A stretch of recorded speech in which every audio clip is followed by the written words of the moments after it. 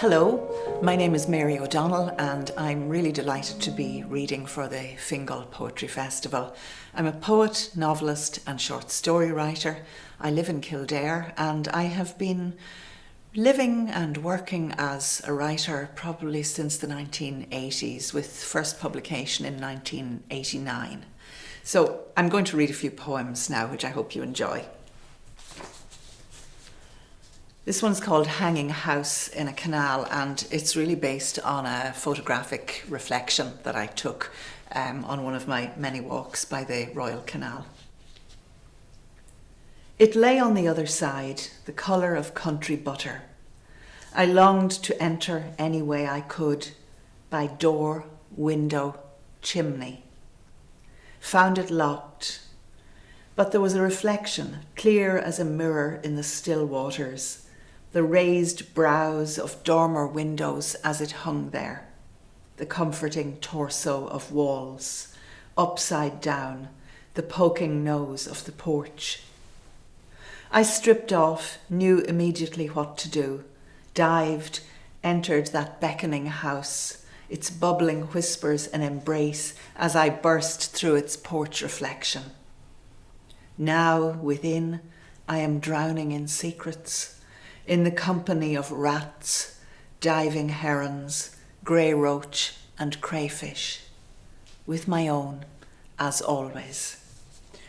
And I should say that most of these poems are from my forthcoming collection, Massacre of the Birds, which will be published by Salmon Poetry next autumn.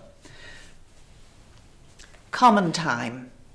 This poem is literally 100 words long, and it was written during the COVID period. Common time it's a term in music as well, which indicates 4/4 time, sometimes marching time, but not necessarily a march. He persuades me to try the duet. Van Hal's sonata in B-flat major for clarinet and piano.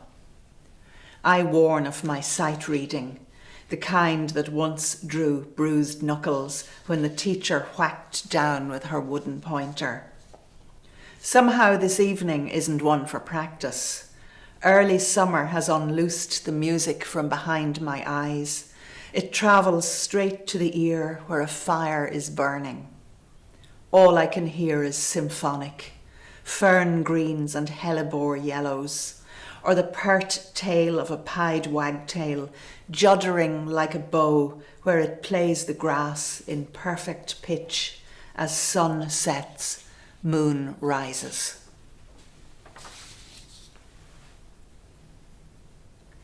Those prostitutes in Cuba. They were like two kittens, he said, snuggling up to him. They were fun and they liked him. I thought, against my own sex, how enviable his freedom to fall in with such company, then breakfast with them afterwards, heartily, admiring their health, their strong teeth, that vitality.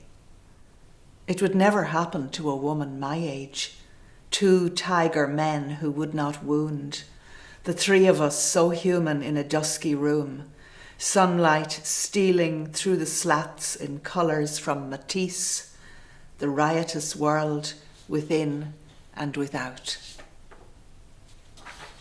And I am very drawn to someone from the Northern Hemisphere in particular regards as that riotous world of the Latin countries, even though, of course, they can't be permanently riotous. But I'm also drawn to Lorca and his poetry and the great joy underlying his American poetry and his Cuban poetry in particular.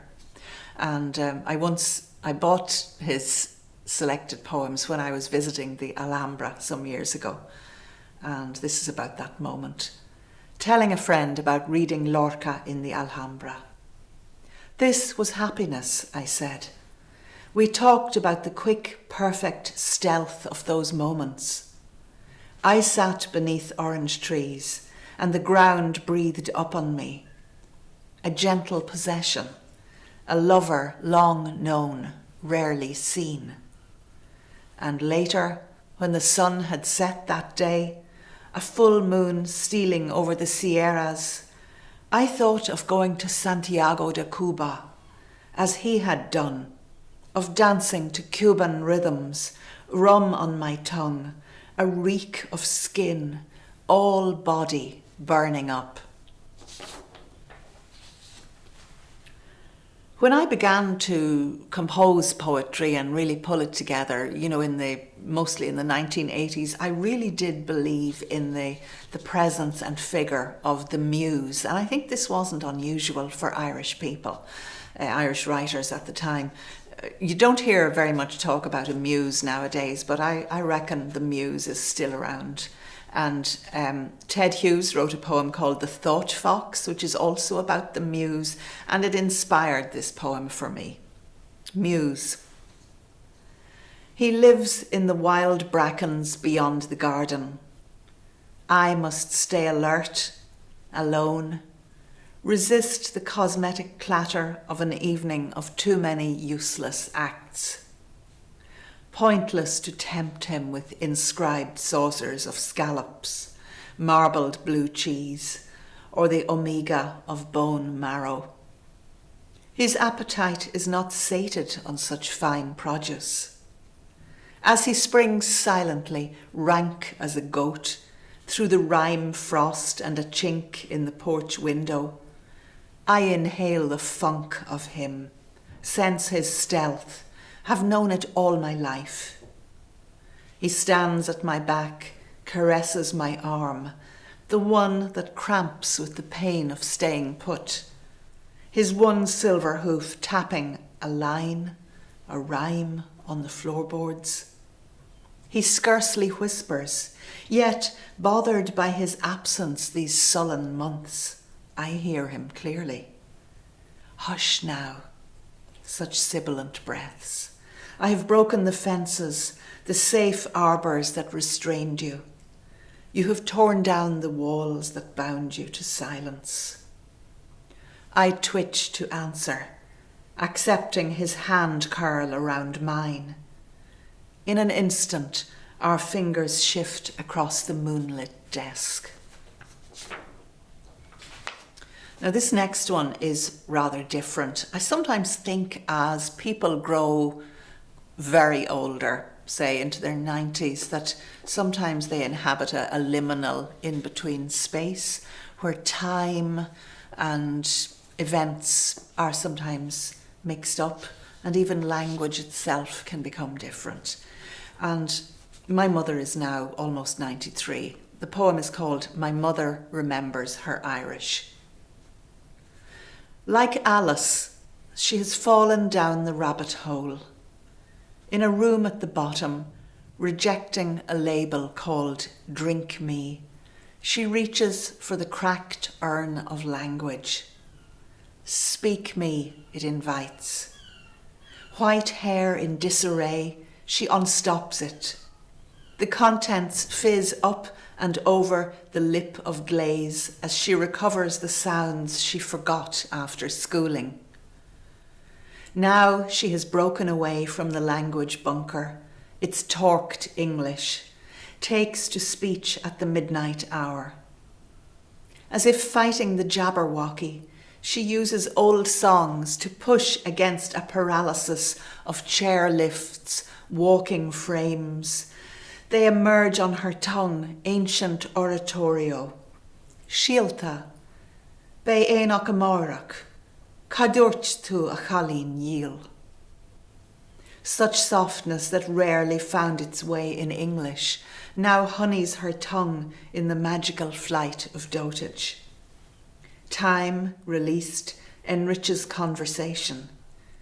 Did you know that this republic was born 70 years ago today, years after the Moloccos up the street taught me Mussolini's anthem?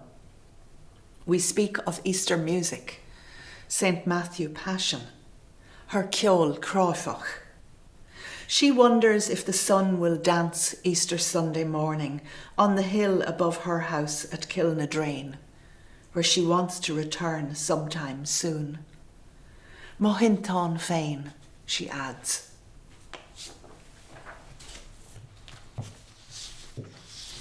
In parts of the world, in parts of India and other places, many women get their hair cut, shorn really quite short, and it is exported to become to be dyed into blondness and to become hair extensions in Western countries.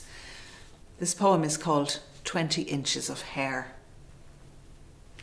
He arrives weekly, after dawn, when the green pigeons feed on figs, seeds, yesterday's specks of rice. This is what a wife does for the children, for her keep. Besides, wives are expensive. With such hair, other men will only desire her. The agent cuts first to her ears, having measured from nape of neck to base of spine, where the sacred serpent rests. But her kundalini, curled within its chill of poverty, does not rise to meet her spirit. Beads of sweat gather at her neck as he cuts, then cuts some more. The dark fronds tumble to a metal bowl. Finally, his blade, from the crown down, skin shearing until skull is revealed, bald as a peacock's egg. Some woman will thank you, the agent mumbles. He gathers the hair, wipes the bowl. They will bleach the sacks of blue-black hair from India for the pleasure of a woman with blue eyes. Extensions, the agent assures her, the latest thing in England and elsewhere. Money changes hands, agent to husband. Rapidly, she draws the dupatta over her shamed head. The agent leaves. Outside, a peacock cries, "Ew, ew." Her husband returns, swings 2 green pigeons from his fingers. "Today's meat," he murmurs, avoiding her eye. Places them, curl-clawed, beaks oozing, in the bowl that held her hair. I'll just read one more poem, and it's called Unreading My Mother's Sorrow Diary. Now, my mother has a habit of leaving her diaries around the house, and I guess I've always found it hard not to open them, but I did ask her. Well, I told her I had had a look at one of them after I had read it, and she didn't mind at all. And this one is about how she dealt with her grief after my father died and some of the things that happened afterwards. On reading my mother's sorrow diary. The counsellor said God wanted him. I wanted him more, she replied, and left. The diary was the thing, labelled sorrow, no laughter in these pages, double underlined. I expected smoking syntax, tirades against her daughters. Instead, she wrote of loss, the felling of trees, herself split in 2 and feeling useless, but happy when we visited, happier still if we were happy. She despised the holiday with us, her idea. Never again to a car journey from Malaga to Jerez, filthiest town I've ever seen. And she'd scream if my husband attempted Spanish one more time, his gracias señors alarm bells of grating over eagerness within the fortress of her well-travelled knowledge. Mostly, she wrote from day to day. A good day. Did some shopping. God, when will this end? When will we be together? She blessed us, her daughters. Her paper refused harsh words. What there was, scrupulously overlaid with her code, an apple, an apple, an apple, the surefire way to make illegible. We remained her lovely girls, no slight to us, while even in grief she edited herself. Thank you.